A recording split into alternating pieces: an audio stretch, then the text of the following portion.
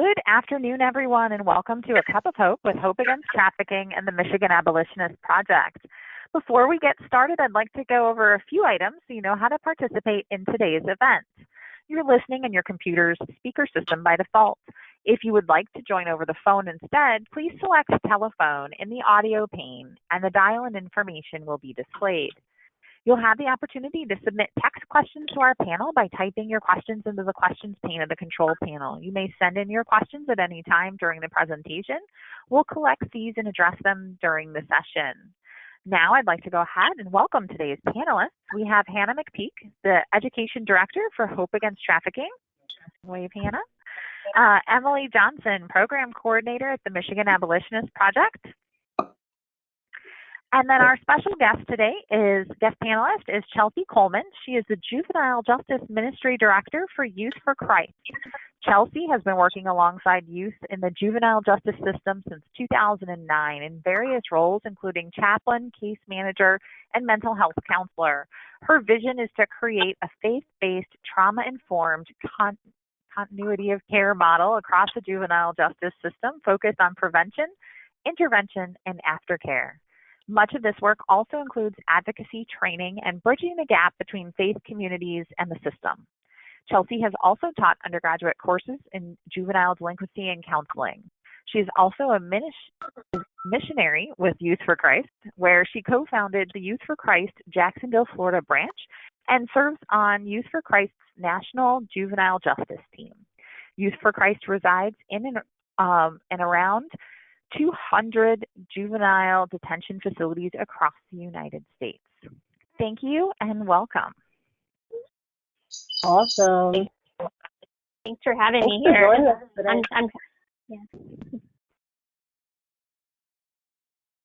So I got a question for you girls today. Can you see me? Sorry, I'm having my laptop feels like being slow today, like always, but okay, question of the day. What is one thing that you are both looking forward to most when things begin to open back up?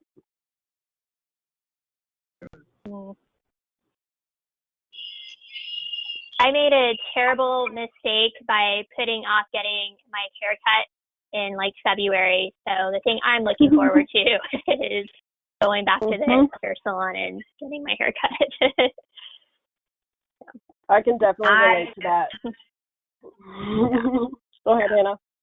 I'm excited about just gathering with people and socializing person to person without having to worry, about distancing and about any issues. So I'm excited to just hang out with people again. Yeah, not having to worry at all. That might be quite some months away. I know. Yeah. What about you, Emily? I'm definitely looking forward to getting back in the nail salon and getting my nails fixed up. Yeah, got nothing. Right. Missing my pizzazz. Right. Well, we're so excited to be with you again here today. And Chelsie, thank you so much for joining us and being a part of this with us. We're in the month of May, and we're on our third Wednesday of the month, and we're continuing the topic of lures of predators and recruitment. But we're sort of going to focus the conversation a little bit more toward the juvenile detention centers and youth, specifically with regard to recruitment.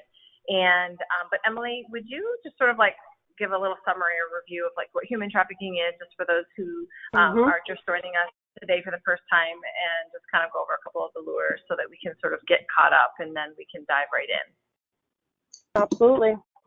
So traffickers, or in some cases pimps, predators, traffickers use force, fraud, and or coercion. So those are three key elements, and it could be one of the three, all of the three, but force, fraud, or coercion to lure their victims and force them into either labor or commercial sexual exploitation. And they look for people who are susceptible or vulnerable for a variety of reasons, including psychological or emotional vulnerability, economic hardship. What else did we discuss? Lack of like a social support, natural disasters, runaway and homeless youth are definitely vulnerable. So traffickers look for like a weakness that they can then hone in on and manipulate, and then exploit individuals in hopes to make a profit off of them. Yeah, well said. Well said. Speaking of that, I know there's increased levels of vulnerability now with the COVID pandemic, and then when we think of youth, we think of and youth vulnerabilities, runaway, homelessness, things like that, definitely increase vulnerability and exposure. And so Chelsie, I know you're involved with Youth for Christ and you work with youth, right? So what kind of work are you doing with the youth right now? Yeah, so Youth for Christ as a whole, kind of mentioned earlier, we're in around 200 juvenile correctional facilities across the United States. We're also in group homes, emergency shelters, alternative schools. So there's really, really high risk, really vulnerable, really marginalized young people. And so what we try to do is build relationships. And so a lot of times it starts off with a Bible study or a life skills group or some kind of trauma group in a facility. But the whole purpose of doing those kinds of groups is to build relationships with kids for the purpose of walking with them when they leave the facility. And I think that is kind of what makes Youth for Christ a little bit unique. We see a lot of organizations and nonprofits have lots of different types of programs, but they're not necessarily always relational focused. And what I mean is, I can have 50 people walk into my community center or program, but do we have the adults there to come alongside? And so big long-term vision goal, and who knows if we'll ever get there, but we would love to see every young person in the juvenile justice system be connected to a one-on-one, what we call an authentic Christ-sharing mentor, trauma-informed mentor, just a positive, caring adult who will walk alongside kids no matter what. So. That's awesome. Wow, that is really awesome. Wow. And you guys are across the nation, right? Across the country. Are you guys global as well, or? Yeah, it's a great question. So we are in around 100 countries worldwide and in about 150 communities across the U.S. Yeah, we've been around since the 40s. Billy Graham was like our first staff member back in the day.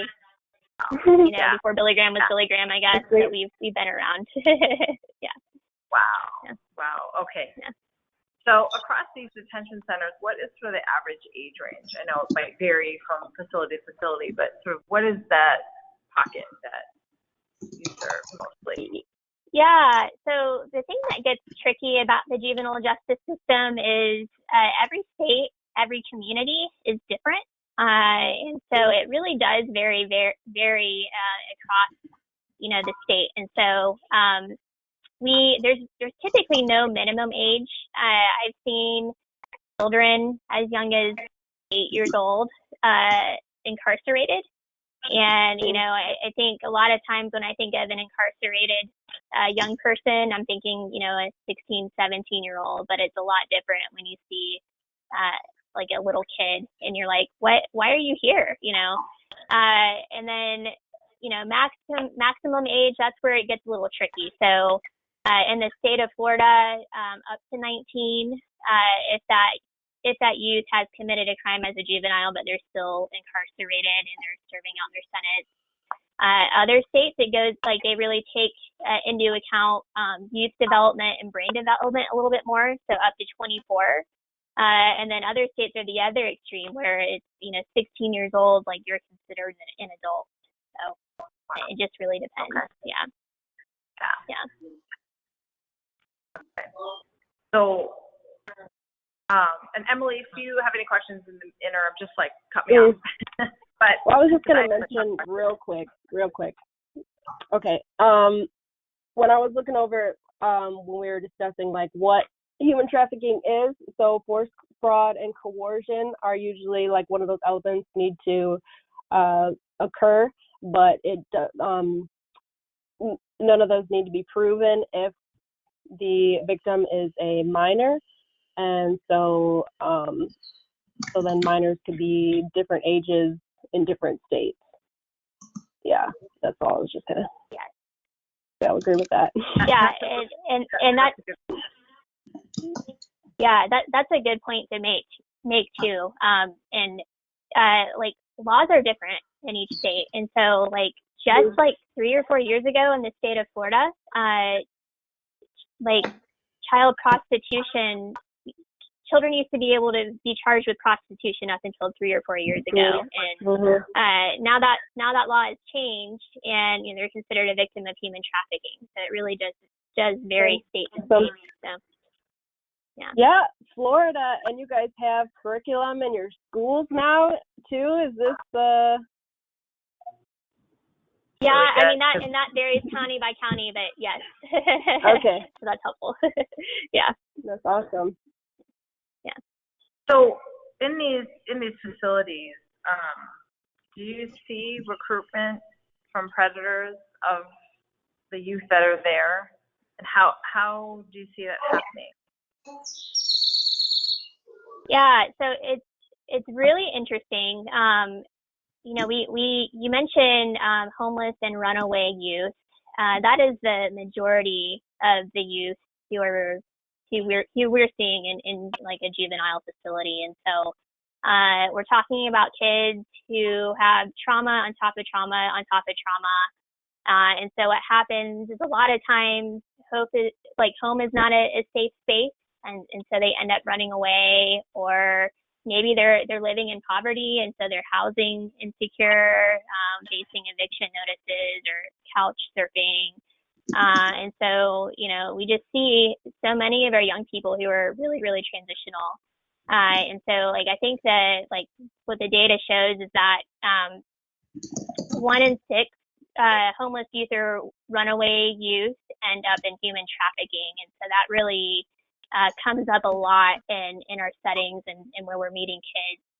And so the way it kind of works is recruiting is very much peer-to-peer. And what I mean by that is a lot of times, if I have a girl and she comes in and she's caught up in human trafficking, a lot of times she doesn't realize that she's a victim of human trafficking. A lot of times she thinks her pimp is her boyfriend. And so there's a lot of grooming and emotional manipulation that goes on there. And so all she knows is this guy is taking care of me. He's giving me a place to stay. He's buying me expensive things. And I love him, and he loves me. And so he a lot of times can convince her to get other girls involved in the operation that's going on. And so a lot of it is peer-to-peer, and a lot of times I'll hear these conversations. It's not a secret. We'll be in a group setting, and you kind of hear the girls going back and forth, and it's almost like they're trying to one up each other. Oh, well, my boyfriend got me this, or my boyfriend got me this. And so, and then you hear girls say, oh, if you need a place to stay, we got you. We'll come in, we'll take care of you. And so a lot of times that's kind of how that starts. Yeah. So when you hear conversations like that, how do you respond to that in any way, or is there a certain way to ask more questions and interject in that at all? Yeah, I mean, it's asking really good questions wow, your boyfriend bought you this Coach purse. That's really cool. What does he do? How does he make money? Just asking, trying to figure out fact finding, It's not helpful to right off the bat say like, hey, I think your boyfriend's pimping you out. Like that's just gonna, shut her down. So that's just not helpful. And so just asking really good questions and listening. And, I think a big piece of the puzzle here is offering education. And so having groups that facilitate, hey, like maybe like a healthy relationships curriculum, but in that curriculum, we're talking about signs of sex trafficking. And so like there's like, you kind of start to see like those light bulbs going off, and even though they might not be ready to leave this said boyfriend, maybe it gets them thinking about it. And so, just really asking great questions and listening, and hopefully, getting them to see, oh, like this might not be a good situation. So. I love that. I know Emily does a lot of, education with, what she does, and just getting these kids aware, even having conversations about like what's manipulation or what is a vulnerability, and what does that mean for me as a human being who has vulnerability, and just kind of that education piece and awareness, because that really, I love that the goal is to, in that relationship that you're building with the youth, is to get them to kind of think like, okay, wait, maybe that's me. And hopefully that'll come out in conversation and in those safe spaces of dialogue. Hopefully, self-realization can happen. But that can't happen unless you're in there and engaging in these conversations. And so, and I just love what you guys do. I think that's so wonderful, because it really is such a serious issue, and it is happening in these young, centers where, young people are so vulnerable. And so vulnerable to this specific thing. So, Nice. I'm just so glad that you guys are there and able to talk about these things. So we've talked about, more commercial exploitation of youth in detention centers, but is that the only form of trafficking that you're seeing, like this kind of? Yeah, so it's not always all commercial trafficking. Familial trafficking is a huge thing too. I've met lots of kids over the years where their own parents are, selling them and, pimping them out for drugs and whatnot.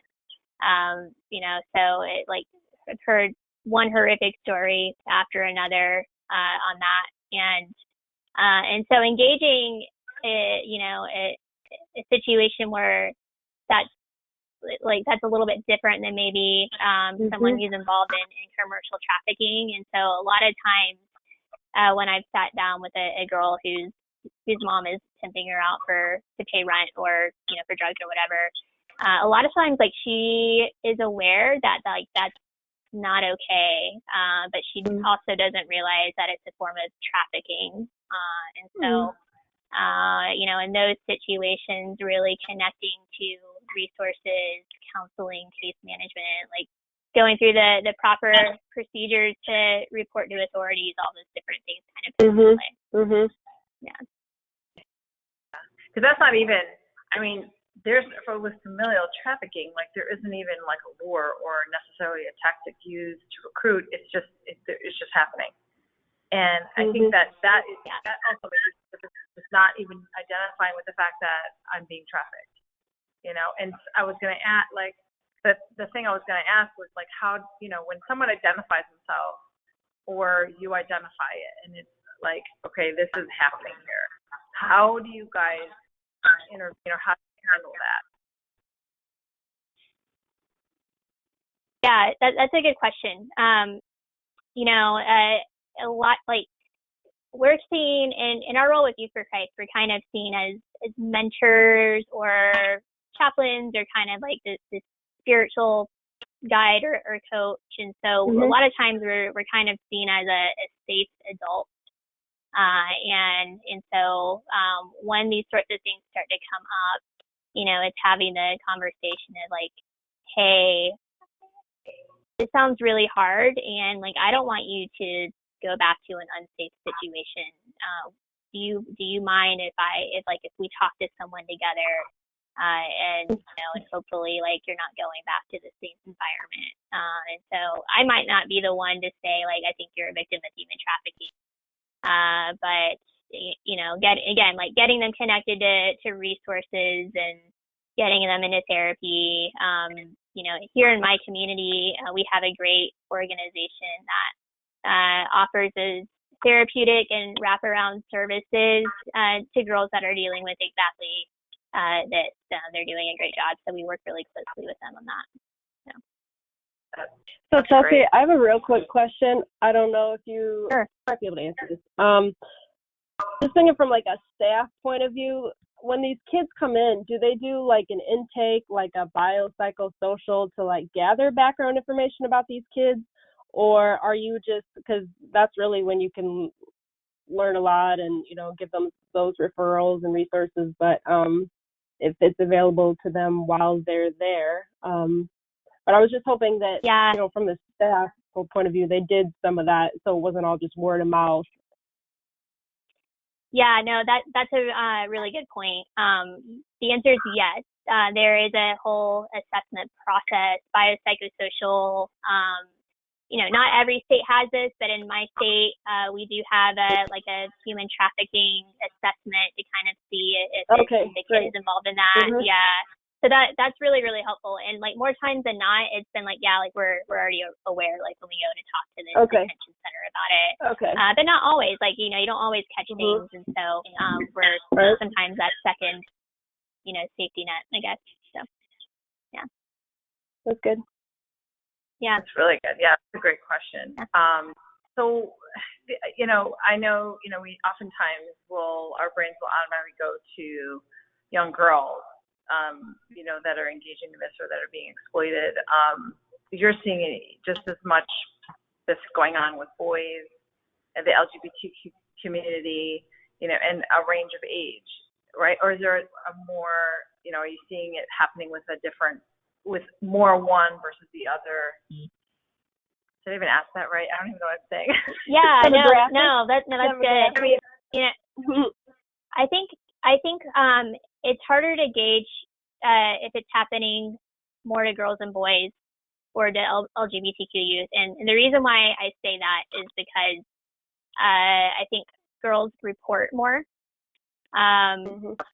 Boys, it's a whole other level of trauma because it comes from the standards that we impose on boys in society to begin with, right? And so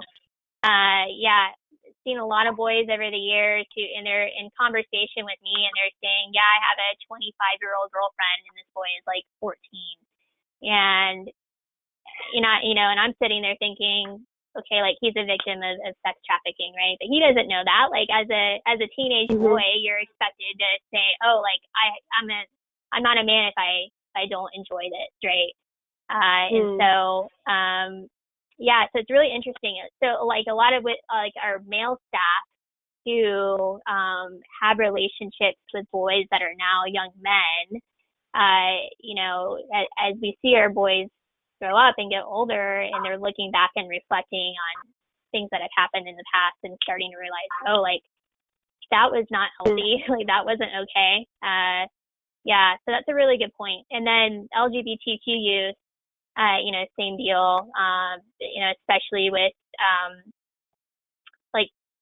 like the rejection piece. Like we already work with a population of youth who are rejected and fall through the cracks of society, but let alone being LGBTQ. Like that's a whole other level of rejection and vulnerability. So we see that come up a lot for sure. Yeah. Yeah, you would think like being that vulnerable, you could be a pretty strong target for a manipulator, looking to lure you or recruit you into something and exploit you. And so that wanted to touch on that because I think, it's easy to just think of girls or women, but men and boys and the LGBTQ community are vulnerable as well. And so, we need to give that a voice as well. So I think and that's a good point that boys don't tend to report. It's not dynamic, right? So, and that, I'm glad you pointed that out. That makes sense. And I know we're kind of coming to a close here, but I just wanted to quick ask that last question, like, from what you're seeing, what are sort of the outcomes? What are the outcomes that you're seeing out there?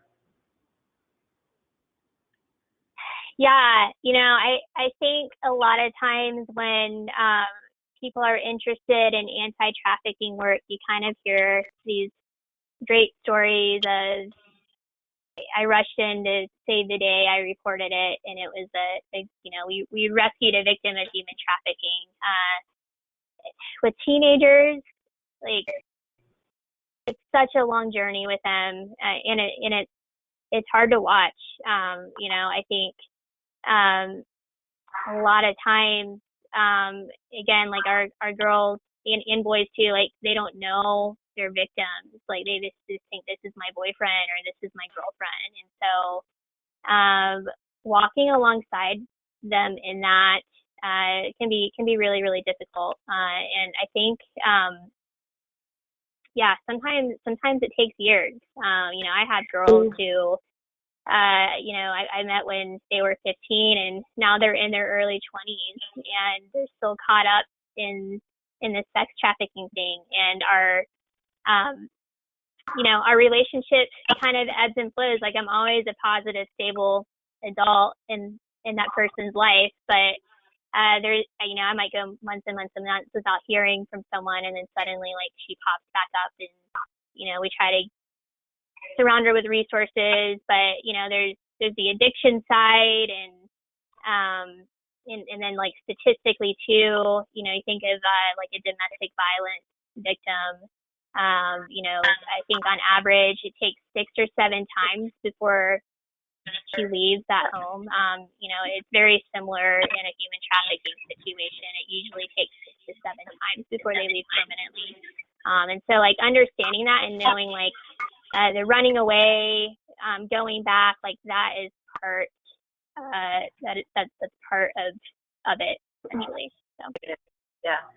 I mean, it's like when you talk about substance disorders and, like, relapse being a part of the recovery process.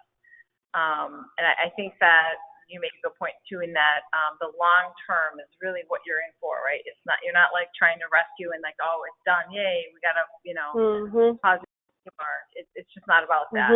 The outcome is that relationship, right? That's the relationship built, and you become that stable person in their life. So whenever that happens in whatever span of time, you're always there. And then they know that, I mean, as long as they know the outcome is positive, as long as they know that they've got an adult that they can reach out to. They can count on. And they will come back and have that relationship, right? Emily, I'm sorry, I didn't mean to cut you off. Good. Chelsie, I was just going to ask, so what would it take for you guys to get, are you just waiting on funds to have a mentoring program? Because I know you said, like, your end goal would be ultimately to, like, have everyone paired up with a mentor. So what would it take to be able to accomplish that?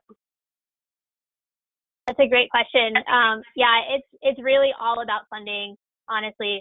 Like, we have such open doors with this system, and they're, like, begging us to, like, yes, like, our kids need mentors. Like, that's the missing link. Like, we have all of these services and resources offered when they're incarcerated, but nobody is filling that gap when they leave. So it really is all a funding issue, and really,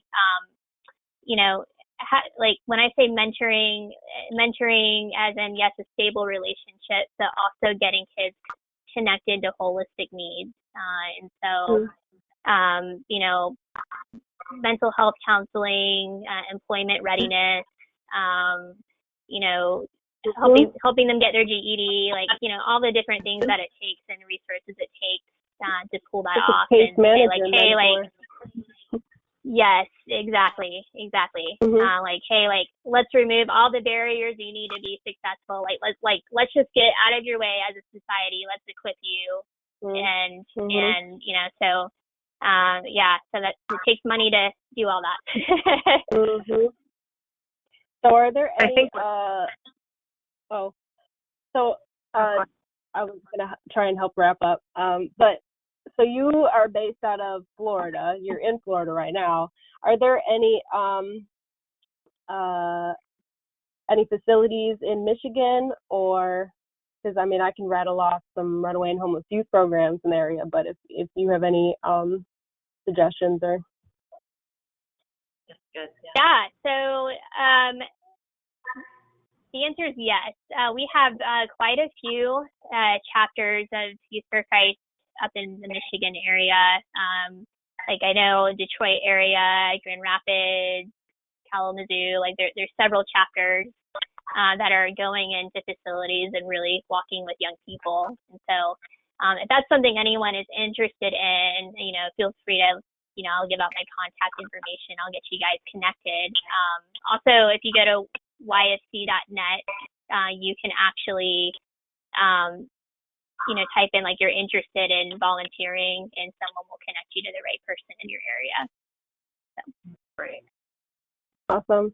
And actually, our area, this Oakland County, Wayne area, we have a handful of runaway and homeless youth programs, and I'll just have to mention it because I have to. But Common Ground Sanctuary has a mentoring program specifically for youth who either have been victimized or are at risk of being trafficked. So it's a mentoring program solely for human trafficking, and that's through Common Ground. But that's awesome. There's a handful of runaway and homeless youth programs around here, which I'm very grateful for. I never knew that those things existed when I was a teenager, but it's cool of that. Yeah, and the same kids that we're seeing in a runaway shelter or emergency shelter are the same kids we're seeing get locked up, and so I think that's important to note as well. So that's awesome that you have that in your community. It's such a huge need. Yeah, and I think there's always hope, right? There's always hope, and people like you, Chelsie, and programs that like you, Emily, with Common Ground, and there's resources out there. And so if there's any need for that, don't hesitate to reach out. Definitely go on the Youth for Christ website. What is it? ysc.net. Check out Common Ground. Reach out. Because there's always hope, and we believe in that. And we hope that this was informative and brought you guys, something to chew on. And so I'd also like to say, please, if you can, there's some hope today, for sure. Thank you so much, Chelsie. Thank you. Thank you, Chelsie. Thank you, ladies. Bye, guys. Thank you, ladies, and thank you, everyone, for attending today's Cup of Hope panel. We appreciate your time and hope you found it valuable. Once you leave today's webinar, you'll receive a survey on the presentation, and we would appreciate it if you would complete that to provide your feedback. You'll also receive an email that's follow-up within 24 to 48 hours with a link to view the recording of today's webinar. On behalf of Hope Against Trafficking and the Michigan Abolitionist Project, thank you for joining us today, and have a great rest of your day.